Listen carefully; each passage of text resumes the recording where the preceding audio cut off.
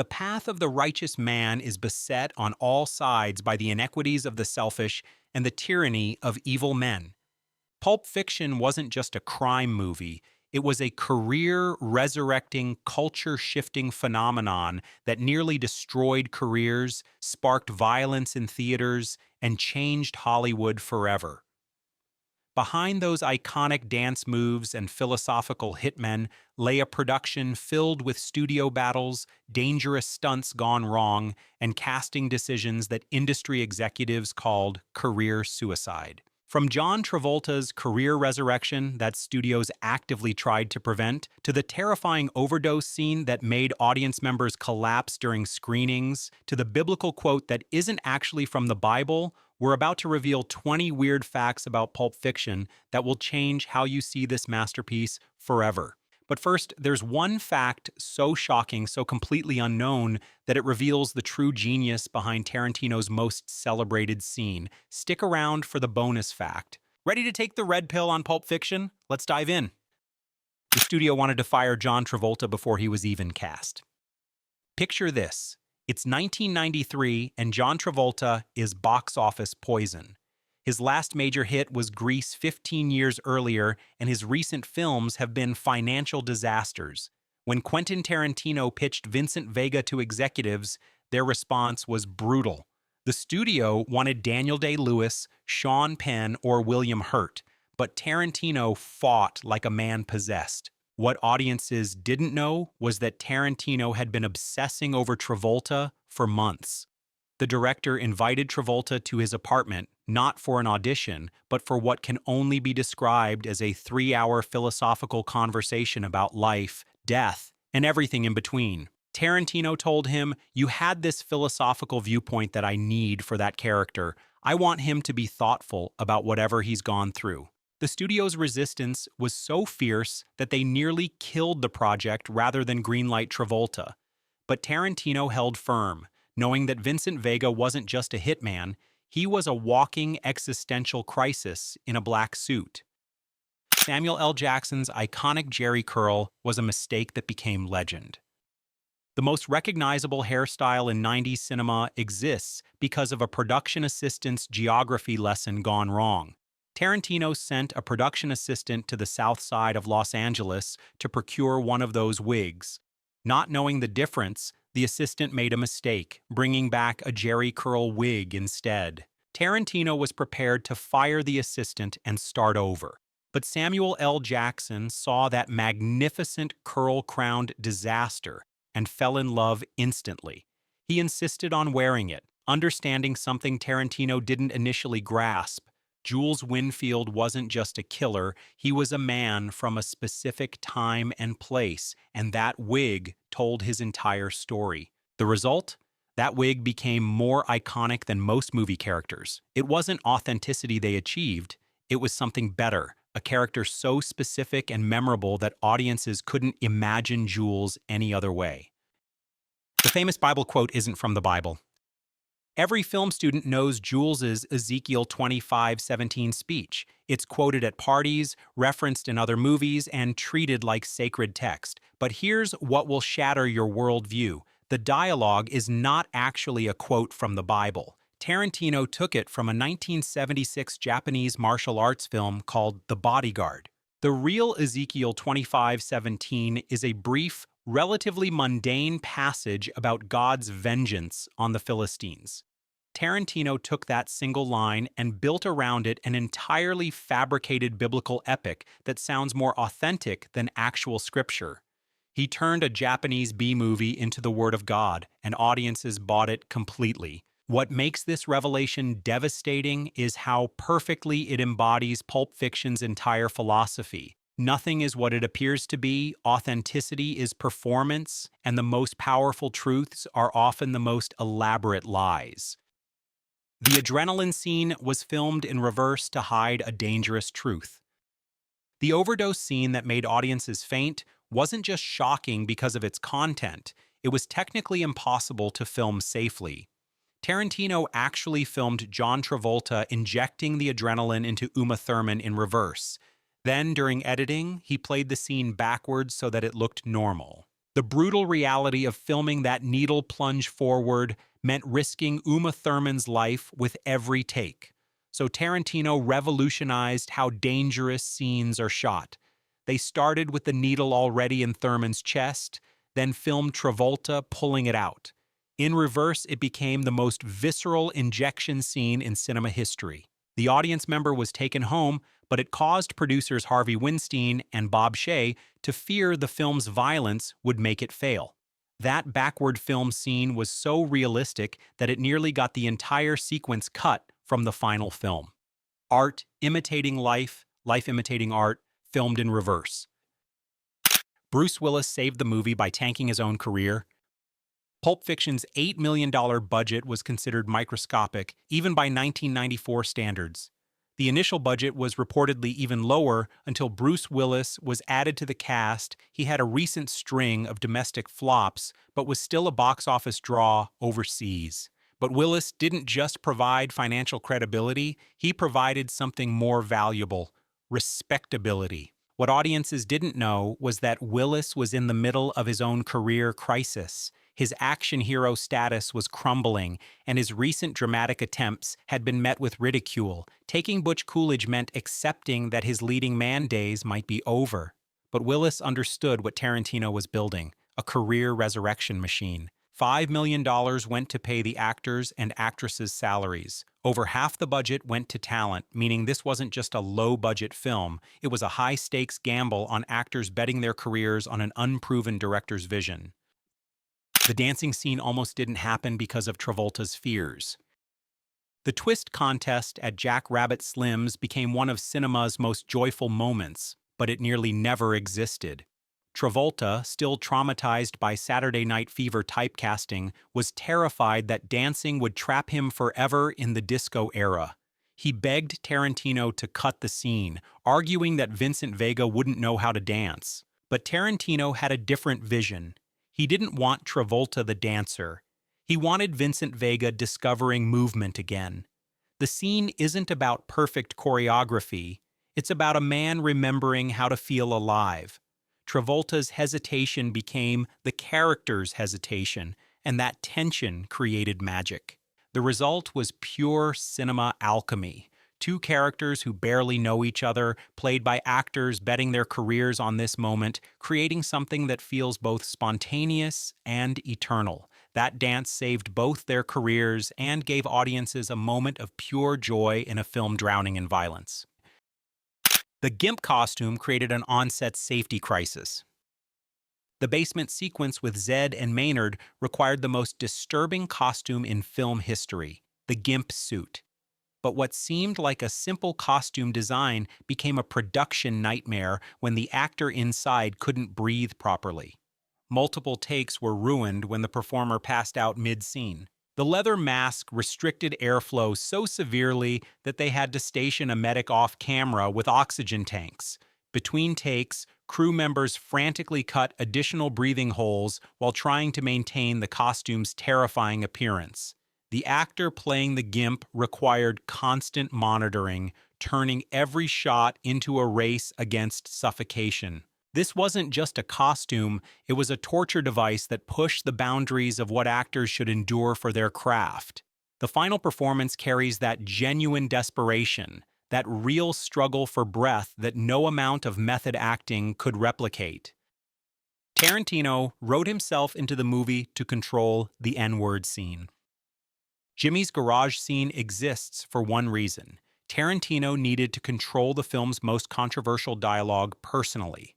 Rather than direct another actor through those brutal racial slurs, he cast himself as the character who delivers them, understanding that the scene's power required his personal accountability. The wolf's arrival at Jimmy's house creates the film's most uncomfortable racial dynamic, with Tarantino's character casually using language that makes modern audiences cringe.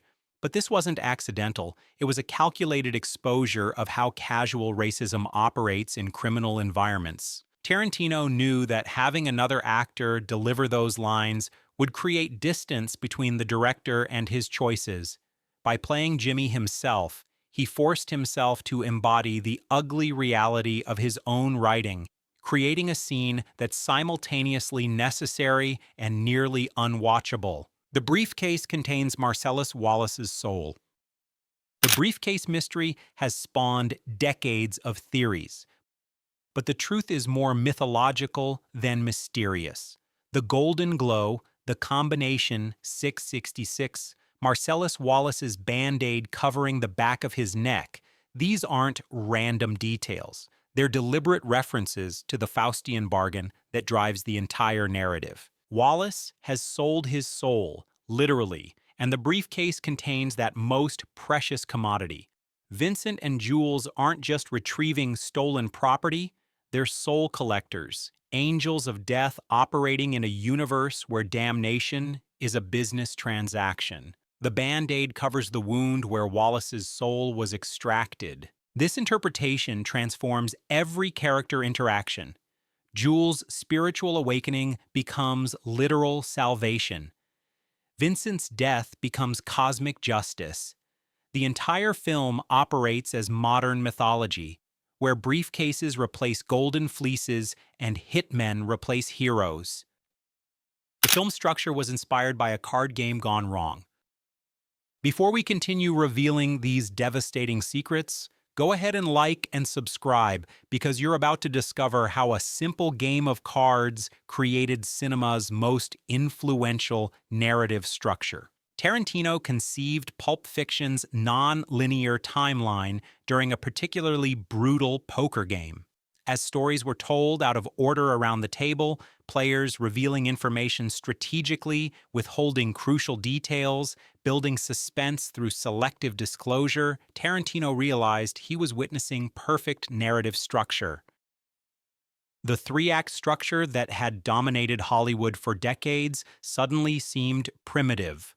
Why tell stories chronologically when human memory doesn't work that way? Why reveal information in order when real life unfolds through fragments, flashbacks, and sudden revelations? That poker game became a blueprint for revolution. Pulp Fiction didn't just break narrative rules, it proved that audiences were sophisticated enough to handle complexity, opening the door for every non-linear film that followed. Uma Thurman's overdose scene triggered real medical emergencies. The adrenaline injection sequence was so realistic that theaters across America became impromptu medical facilities. Multiple audience members suffered panic attacks, heart palpitations, and in one documented case, a woman passed out so convincingly that paramedics were called to the theater. The audience member was taken home, but it caused producers Harvey Weinstein and Bob Shaye to fear the film's violence would make it fail. The scene's visceral impact was so intense that some theaters posted warning signs, and several cities considered requiring medical personnel on site during screenings. What makes this reaction even more disturbing is that the medical procedure shown is largely fictional. Real cardiac injection procedures are performed differently, but Tarantino's version looked so authentic that trained medical professionals in audience believed they were witnessing actual emergency medicine. The line between cinema and reality collapsed completely. The diner robbery was shot in real time to capture genuine panic. Honey Bunny and Pumpkin's restaurant robbery opens and closes the film, but those aren't the same scene filmed twice. Tarantino shot multiple versions of the same event, each revealing different information, creating a puzzle that audiences have to solve unconsciously. The first version shows the robbery from the criminal's perspective, romantic, exciting, and full of possibility. The second version reveals the same event through Jules's eyes, pathetic, desperate, doomed from the start. Same dialogue, same actions, completely different meaning. This technique revolutionized how audiences process information. Instead of being passive receivers, viewers become active investigators, forced to reconcile conflicting perspectives and construct their own understanding of truth. The diner becomes a laboratory for testing reality itself. Mia Wallace's character was based on a real person who tried to sue the production. Uma Thurman's Mia Wallace wasn't purely fictional. She was inspired by a real Los Angeles socialite who moved in criminal circles. When the film was released, this woman immediately recognized herself and threatened legal action, claiming Tarantino had stolen her life story without permission. The lawsuit never materialized, partly because the woman's actual criminal connections made court appearances problematic, but mostly because Tarantino had legally protected himself by blending multiple real people into one character. Mia Wallace contained elements of several different women, making individual claims impossible to prove. What's fascinating is how this legal threat revealed the film's documentary elements. Pulp Fiction wasn't just inspired by crime stories, it was populated by real criminals, real victims, and real consequences that extended far beyond the screen. The shooting schedule was deliberately chaotic to match the film's energy. Most films shoot chronologically to help actors maintain character consistency. Pulp Fiction was shot completely out of order, often filming the end of scenes before their beginnings, forcing actors to perform without context or emotional preparation. This wasn't accidental. It was Tarantino's method for keeping performances raw and unpredictable. Actors never knew what emotional state their characters should be in because they didn't know what had happened previously. Every scene became an improvisation within a structure. The result was performances that feel spontaneous even after multiple viewings. Characters seem to be discovering their own stories in real time, because in many ways, the actors were doing exactly that. The Wolf's character was inspired by Tarantino's own fixers. Harvey Keitel's Winston Wolfe wasn't fictional. He was a composite of real cleaners that Tarantino had encountered in Los Angeles' criminal underground.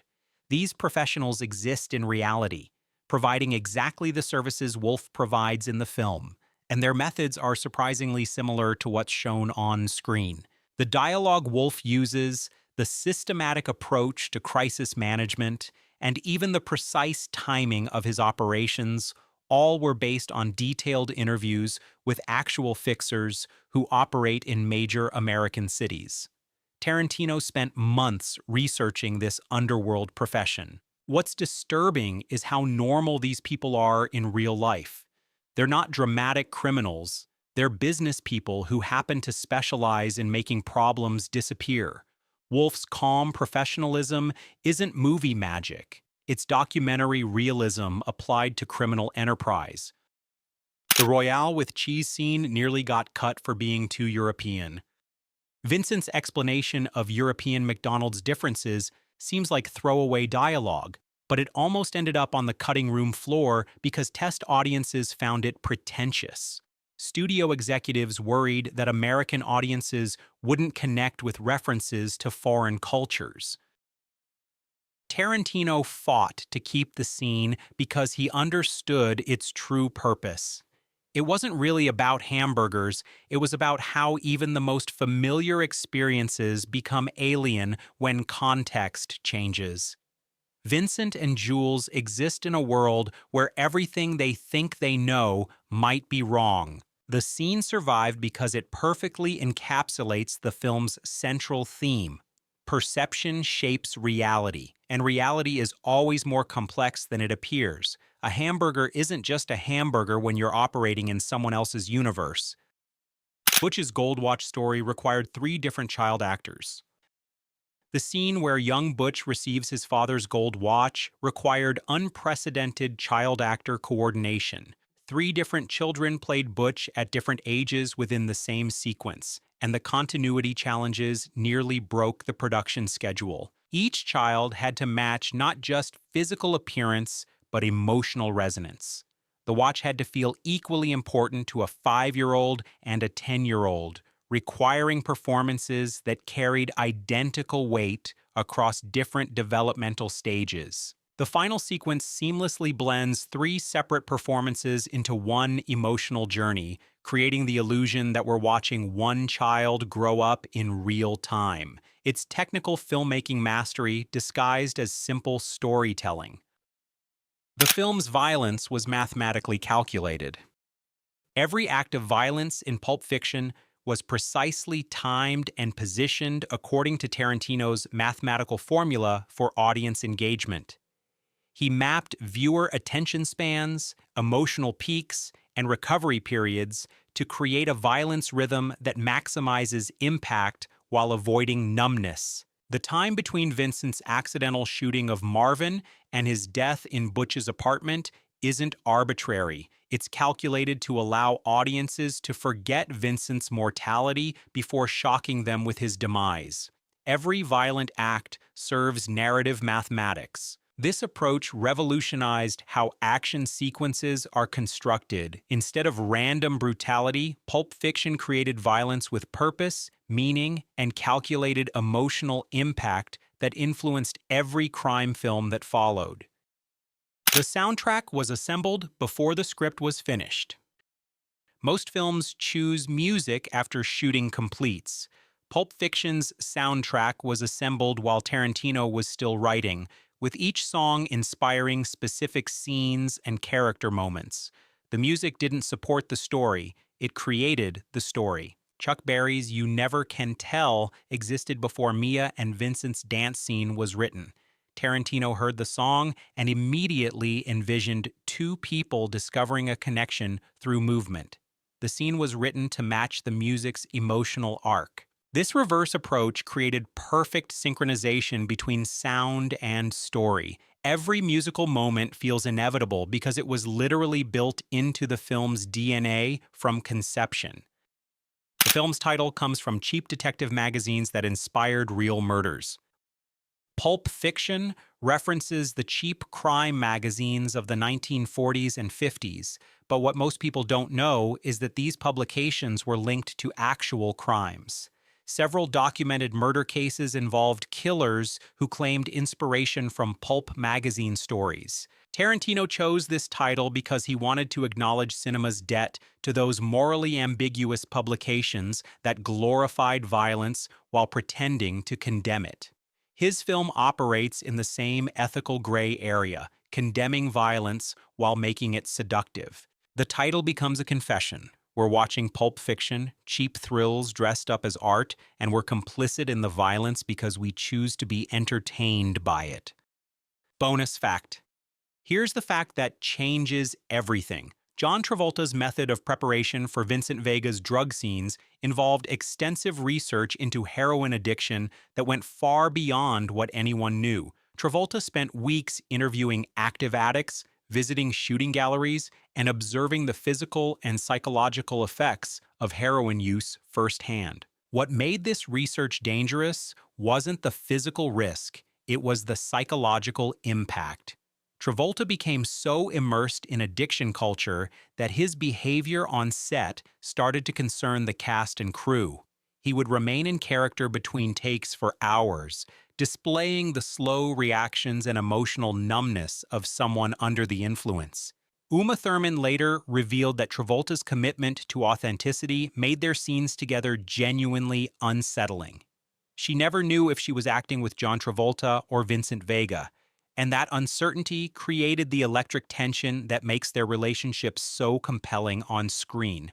The most shocking revelation came years later when Travolta admitted that his research had triggered real cravings, not for heroin, which he'd never used, but for the escape that addiction represented. Playing Vincent Vega forced him to confront his own relationship with avoidance and numbness in ways that almost destroyed the very career Pulp Fiction was supposed to resurrect. 30 years later, Pulp Fiction remains cinema's greatest magic trick, a film that convinced audiences they were watching something they'd never seen before while actually showing them the oldest stories in human history. Love, death, redemption, and damnation, dressed up in black suits and served with a side of philosophical discourse about hamburgers. The film that almost never got made, starring actors whose careers were considered over, directed by a man the industry called a one-hit wonder, became the blueprint for independent cinema and changed Hollywood forever. Sometimes the most unlikely combinations create the most perfect results. What's your favorite Pulp Fiction moment that hits differently now? Drop it in the comments, and remember, the path of the righteous viewer is beset on all sides by the tyranny of spoilers and the inequity of bad takes. Subscribe for more behind-the-scenes revelations that'll change how you see your favorite films forever.